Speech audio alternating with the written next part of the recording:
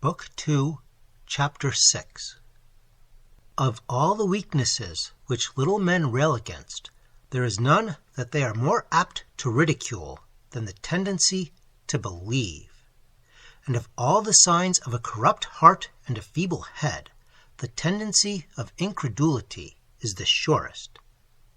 Real philosophy seeks rather to solve than to deny. While we hear, every day, the small pretenders to science talk of the absurdities of alchemy and the dream of the philosopher's stone, a more erudite knowledge is aware that by alchemists the greatest discoveries in science have been made, and much which still seems abstruse, had we the key to the mystic phraseology that they were compelled to adopt, might open the way to yet more noble acquisitions. The philosopher's stone itself has seemed no visionary chimera to some of the soundest chemists that even the present century has produced. Man cannot contradict the laws of nature, but are all the laws of nature yet discovered? "Give me a proof of your art," says the rational inquirer. "When I have seen the effect, I will endeavor with you to ascertain the causes."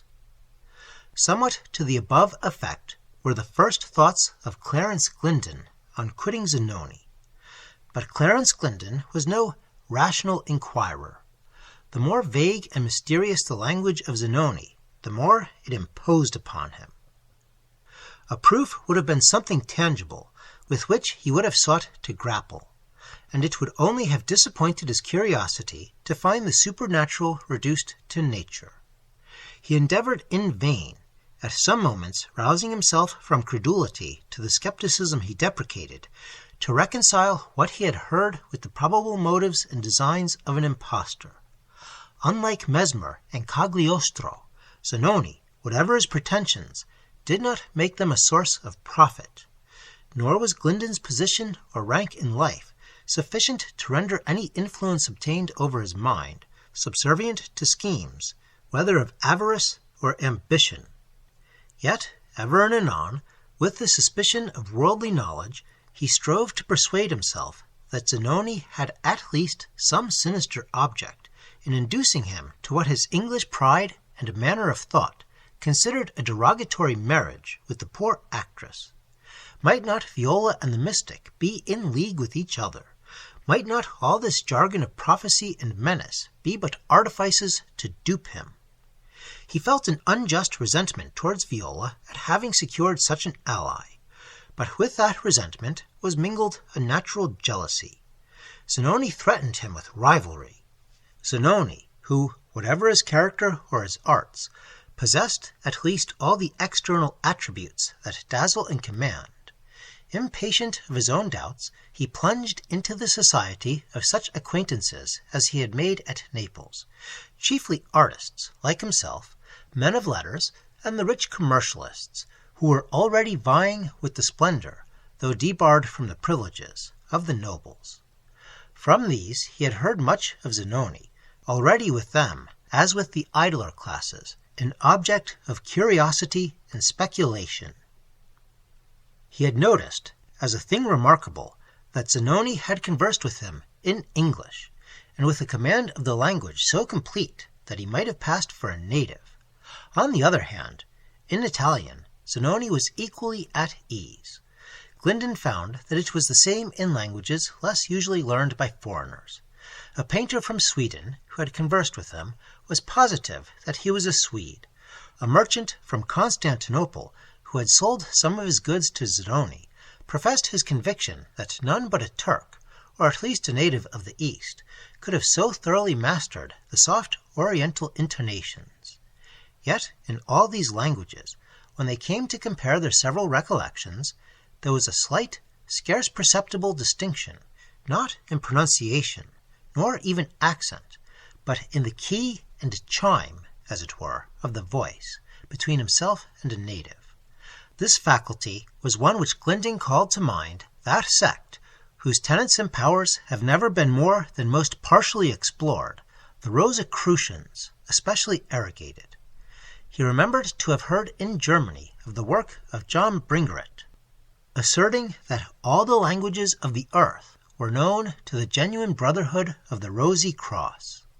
Did Zanoni belong to this mystical fraternity who, in an earlier age, boasted of secrets of which the philosopher's stone was but the least, who considered themselves the heirs of all that the Chaldeans, the Magi, the Gymnosophists, and the Platonists had taught, and who differed from all the darker sons of magic in the virtue of their lives, the purity of their doctrines, and their insisting, as the foundation of all wisdom, on the subjugation of the senses and the intensity of religious faith. A glorious sect, if they lied not. And, in truth, if Zanoni had powers beyond the race of worldly sages, they seemed not unworthily exercised. The little known of his life was in his favor. Some acts, not of indiscriminate, but judicious generosity and benefice, were recorded, in repeating which still, however, the narrators shook their heads and expressed surprise how a stranger should have possessed so minute a knowledge of the quiet and obscure distresses he had relieved. 2 or 3 sick persons, when abandoned by their physicians, he had visited and conferred with alone. They had recovered. They ascribed to him the recovery, yet they could not tell by what medicines they had been healed. They could only depose that he came, conversed with them, and they were cured. It usually, however, happened that a deep sleep had preceded the recovery. Another circumstance was also beginning to be remarked, and spoke yet more in his commendation. Those with whom he principally associated, the gay, the dissipated, the thoughtless, the sinners, and publicans of the more polished world, all appeared rapidly, yet insensibly, to themselves, to awaken to purer thoughts and more regulated lives. Even Chitoxa, the prince of gallants, duelists, and gamesters, was no longer the same man since the night of the singular events which he had related to Glyndon. The first trace of his reform was in his retirement from the gaming-houses.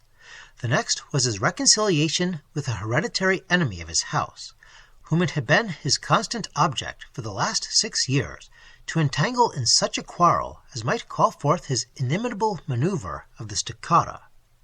Nor, when Chitoxa and his young companions were heard to speak of Zanoni, did it seem that this change had been brought about by any sober lectures or admonitions.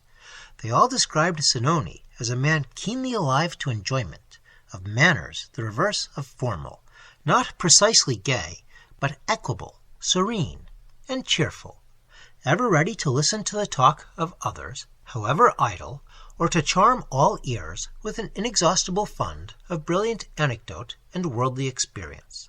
All manners, all nations, all grades of men seemed familiar to him.